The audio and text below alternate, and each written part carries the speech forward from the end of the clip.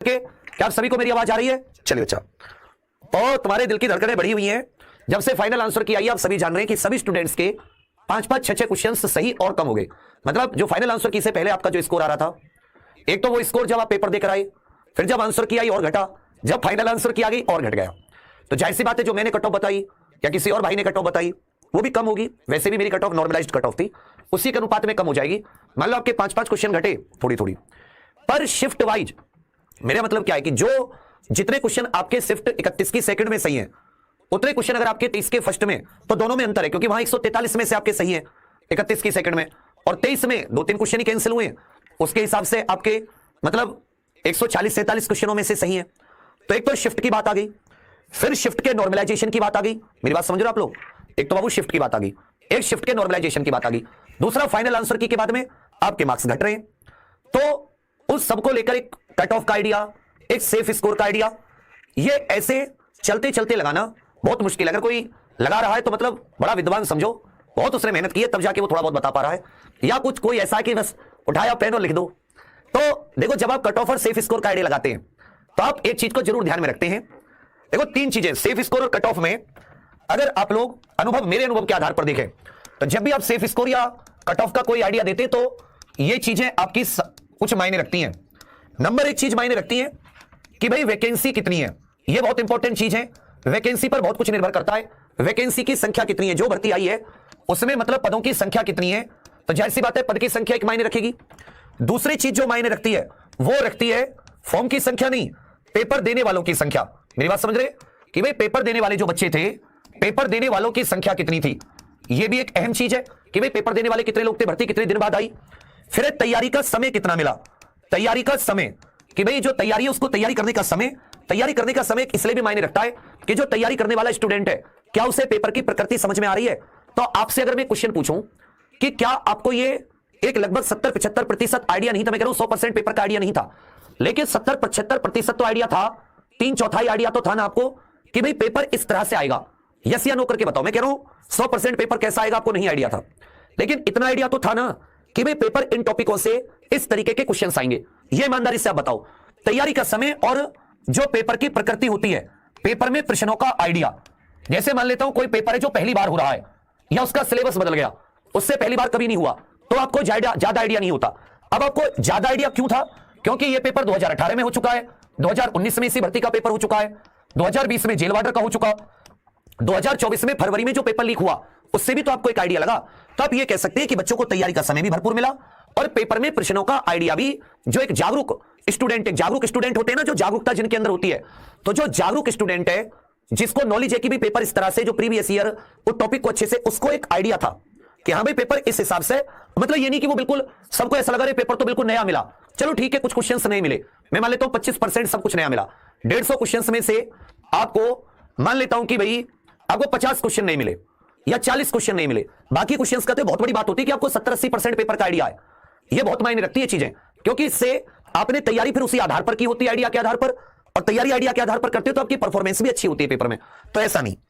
तो वैकेंसी की संख्या, पेपर देने वाले स्टूडेंट्स की संख्या, तैयारी में कितना समय मिला, पेपर में प्रश्नों का आइडिया आपको पहले से कितना था, और आपके पास कंटेंट या पढ़ाना जो कंटेंट है या जो क्लासेस है या जो आपके पास टीचर्स हैं जिनसे भी आपने ऑनलाइन ऑफलाइन पढ़ा है, उसको आपका मतलब पहुंच कितनी थी उन तक, आप अच्छे कंटेंट तक कितने। तो भाई ऑनलाइन की वजह से लगभग हर बच्चे ने एक टॉपिक को 3-3, 4-4, 5-5 बार पढ़ा।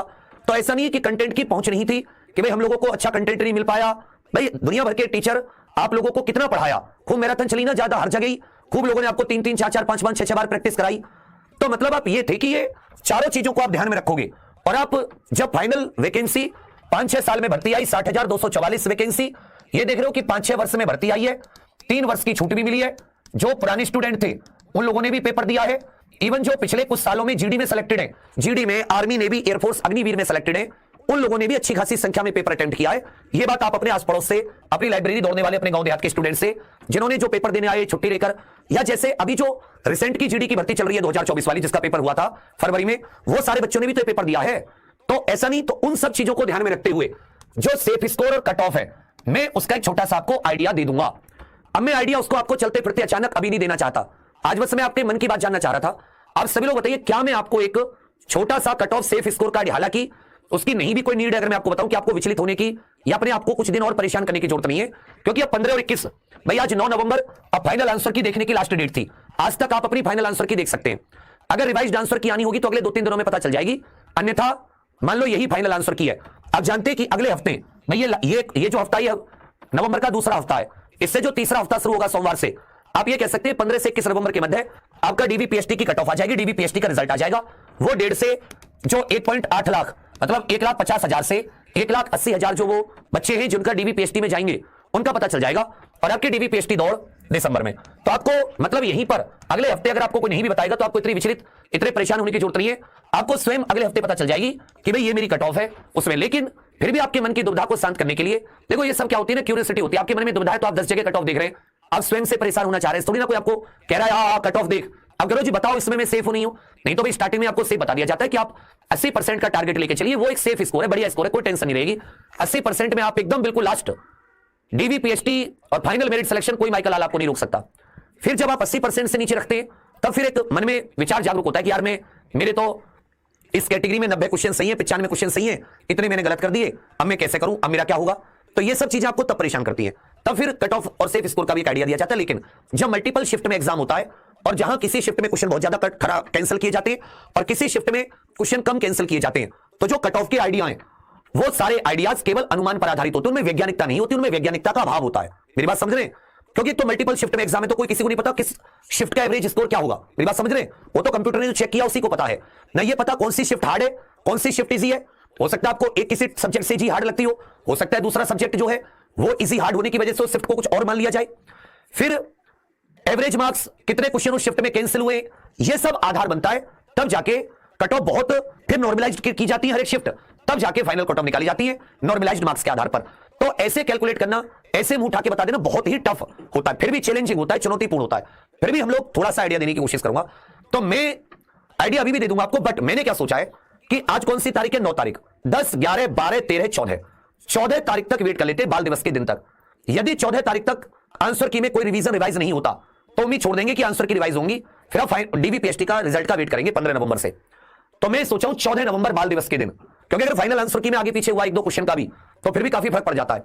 तब मैं फिर आपको एक आइडिया दे दूंगा 14 नवंबर बाल दिवस के दिन, और उस दिन मेरे विचार में पड़ेगा बृहस्पतिवार, गुरुवार का दिन पड़ेगा। तो थर्सडे, बृहस्पतिवार, गुरुवार 14 नवंबर बाल दिवस के दिन पर मैं आपको आइडिया दे दूंगा। इन सब के आधार पर ये थोड़ी सी कोशिश करूंगा थोड़ी सी वैज्ञानिकता लाने की। हालांकि मल्टीपल शिफ्ट में चीजों में वैज्ञानिकता का अभाव होता है, बट मैं तुमसे एक चीज जरूर चाहूंगा कि तुम मुझे शिफ्ट वाइज अपने इस वीडियो की ऑफलाइन कमेंट्स में कम से कम अब काट पीटने के बाद में कैसे आपको निकालना है। सबसे पहले आपको वो जो फॉर्मूला मैंने बताया था कि आपके शिफ्ट में जितने क्वेश्चन सही हैं आपके गुणा 300 बटे आपके शिफ्ट में कैंसिल क्वेश्चंस को हटा के जितने क्वेश्चन सही हैं उससे आपके जो नंबर बने उनमें नेगेटिव मार्किंग के नंबर काट के आप मुझे शिफ्ट और मार्क्स बता दो। मतलब आप मुझे मत बताना कि भाई मेरे 95 सही है 23 की सेकंड में, ये सब नहीं। आप इस फॉर्मूले से कि आपके सही क्वेश्चन, भाई आपके सही क्वेश्चन कितने उस शिफ्ट में कर लेना, कैलकुलेटर पर मोबाइल में खोल के ये रॉ स्कोर निकाल दो। इस रॉ स्कोर में से ये जो रॉ स्कोर आप लोग निकालो, इस रॉ स्कोर में से नेगेटिव काट देना, जितने भी आपके नेगेटिव है उसमें से जैसे मान लो 10 गलत है तो एक क्वेश्चन का आपको आधे नंबर की 5 नंबर, तो 1/2 से करके आप अपने नेगेटिव नंबर इसमें काट के तब ये आपका जो आएगा ये आपका ओरिजिनल रॉ स्कोर होगा। ये आपका मतलब ये जो स्कोर आप निकालो इसमें से नेगेटिव काट के तब आपका ये रॉ स्कोर होगा। इसी के आधार पर आपका नॉर्मलाइजेशन होगा। आप मतलब पहले मत काटना नेगेटिव को, बाद में काटना। फिर हम लोगों को पास एक अच्छा 3-4-5 हजार कमेंट हो जाएंगी और भी बहुत सारा डेटा है ट्विटर वगैरह से। तो मैं आपको शिफ्ट वाइज बताना चाहूंगा, ऐसे नहीं ओवरऑल। मैं शिफ्ट वाइज थोड़ा सा कि भाई इस पे, क्योंकि मान लो किसी शिफ्ट में 143 क्वेश्चन सही है जिनमें से मार्किंग मिलेगी, किसी में 148, 149, तो फिर दोनों में अंतर आएगा, इसी वजह से नॉर्मलाइजेशन होता है। तो मैं आपको बता दूंगा बाबू। तब तक आप एग्जाम के साथ बने रहिएगा, कमेंट जरूर करना ऑफलाइन। 14 नवंबर बाल दिवस का वेट करना, आपको काफी आइडिया दे दूंगा। थैंक यू, धन्यवाद, जय हिंद। और रिजल्ट के लिए ट्वीट जरूर करते रहना कि रिजल्ट में बच्चे का नाम, रजिस्ट्रेशन नंबर, उसकी shift, raw score, normalise score सब कुछ बताया जाए, जिससे किसी को कोई संदेह ना रहे। ठीक है, थैंक यू, धन्यवाद। और रिजल्ट में अभी एक हफ्ता बाकी है, बस खुश रहो, सारी दुविधाएं खत्म हो जाएंगी, मजा आ जाएगा फिर। थैंक यू, जय हिंद।